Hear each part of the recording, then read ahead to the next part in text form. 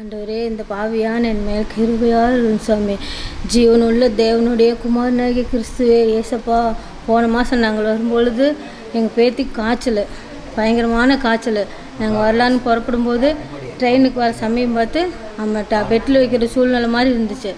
அப்போ நான் எங்கள் பாப்பா ஃபோன் பண்ணி, அம்மா பெட்டில் அட்மிட் ஆக சொல்கிறாங்க, 6 நாளைக்கு காய்ச்சலாக இருக்கணும்னு சொன்னாங்க. அப்புறம் இவர் இருந்துட்டு இப்போ போயிட்டோம்னா அப்புறம் பாப்பாவுக்கு வேறு ஹாஸ்பிட்டலில் இருக்கணுமே, யார் கூட இருக்குது, நம்ம அடுத்த மாதம் போய்க்கலாம் இருன்னு சொன்னார்.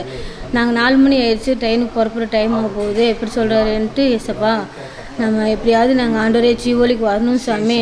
முடிவு சுவிசேஷத்தில் நாங்கள் நாளைக்கு எப்படியாவது கேட்கணும் சாமி. ஆண்டவரே நாங்கள் எப்படியாவது நாளைக்கு உபாச கூட்டத்துக்கு வந்துடும் ஆண்டவரே, எங்கள் பாப்பாவுக்கு காய்ச்சல் சுகமாயிரும்னு சொல்லி கொண்டு போய் ஊசி போட்டு பெட்டில் அட்மிட் ஆக சொன்னாங்க. எங்கள் பாப்பா நாங்கள் பார்த்துக்கிறோமா, நீங்கள் ஆஸ்பத்திரி போங்க அப்படின்னு சொன்னான். சரி நாங்கள் வந்துடலாம் அப்படின்னு சொல்லிட்டு நாங்கள் ட்ரெயினுக்கு கிளம்புனோம்.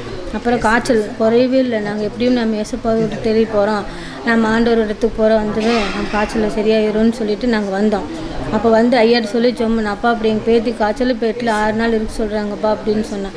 அப்போவே சொன்னார், ஜொம்னார், சரியாயிருங்க சிஸ்டர், ஒன்றும் பயம் இல்லை, காய்ச்சல் குறைஞ்சிரும்னு சொன்னார். அதுக்கப்புறம் 1 வாரமாக பால் குடிக்கல, வாந்தி வயிற்றால் போனேன் எங்கள் பாப்பாவுக்கு. அதுக்கப்புறம் எழுந்திரிச்சு பால் குடிக்கவும் நல்லா வாந்தியெல்லாம் சரியாகி டிஸ்சார்ஜ் ஆகி இப்போ பாப்பா ஸ்கூலுக்கு போகிறான். சுகம் கொடுத்த தேவாதேவனுக்கு நன்றி. நன்றி ஏசப்பாவுக்கு.